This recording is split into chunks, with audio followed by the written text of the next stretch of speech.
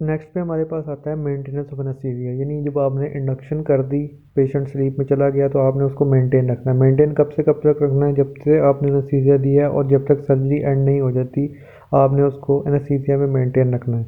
Maintain करने के लिए तीन चीज़ें आपने करनी है कि एक तो पेशेंट अनकॉन्शियस रहे, दूसरा पेन फ्री रहे, तीसरा मसल रिलैक्स रहे।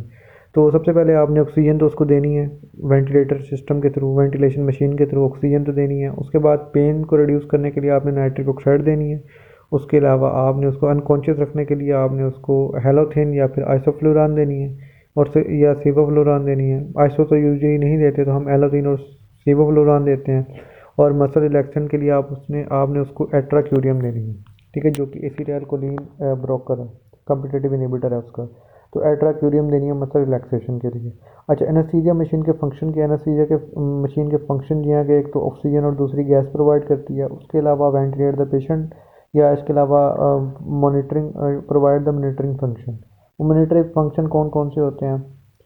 वही respiratory rate, tidal volume, mode of ventilator, ये सारे जो है ना मॉनिटर करती है।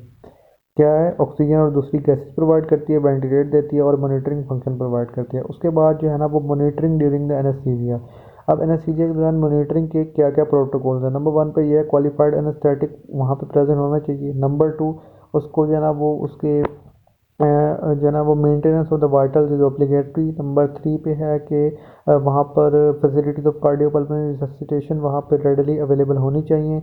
और नंबर 4 के ऊपर उसको जो है ना वो temperature, pulse oximetry, BP, respiratory rate और ऑक्सीजन सेचुरेशन आपको मेजर करनी चाहिए। उसके बाद जो है ना वो अगर आपने बड़ी सर्जरी करनी हो, मेजर सर्जरी करनी हो, तो आपको यूरिन आउटपुट, इसके अलावा कार्डिक आउटपुट, इसके अलावा सेंट्रल वेनस प्रेशर भी आपको पता होना चाहिए। उसके बाद रिवर्सल और एक्सट्यूबेशन, जब आपकी सर्जरी कंप्लीट होगी और पेशेंट को अब मजीद एनेस्थीसिया की ज़रूरत नहीं है तो उसको हम कहते हैं reversal and extubation of anaesthesia. Reversal में क्या होगा?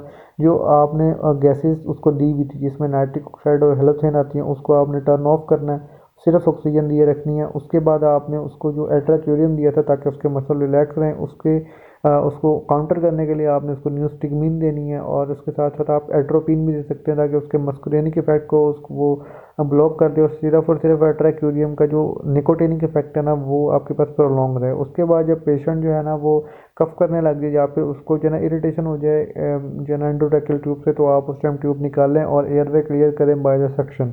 उसके बाद ये उन्हें बताया कि causes of failure to awake, अगर आपने जो है ना वो सब कुछ कर दिया और फिर भी पेशेंट नहीं उठा तो क्या हो सकता है? उसकी नंबर 1 उसकी कॉज उसकी एयरवे ऑब्स्ट्रक्शन, नंबर 2 उसकी कॉज हो सकती है कि residual effect of anaesthetic gases, और नंबर 3 पे आपको हाइपोक्सिया हो सकता है, हाइपोकार्बिया हो सकता है, हाइपरकार्बिया हो सकता है, हाइपोथर्मिया हो सकता है, ठीक है, या फिर आपको हाइपोटेंशन हो सकती है, सर्कुलेटरी फेलियर हो सकता है, इलेक्ट्रोलाइट इम्बैलेंस हो सकता है। ये वो सारी कंडीशन है जिसके नतीजे में पेशेंट जो है वो रिवर्सल ऑफ एनेस्थीसिया के टाइम उठ नहीं सकेगा। So that was all about general anaesthesia. और उसके बाद उसके एडवांटेजेस क्या? अच्छा, अब उसके बाद इसके एडवांटेजेस भी कर लेते हैं, बल्कि ये अगले अगले में करते हैं।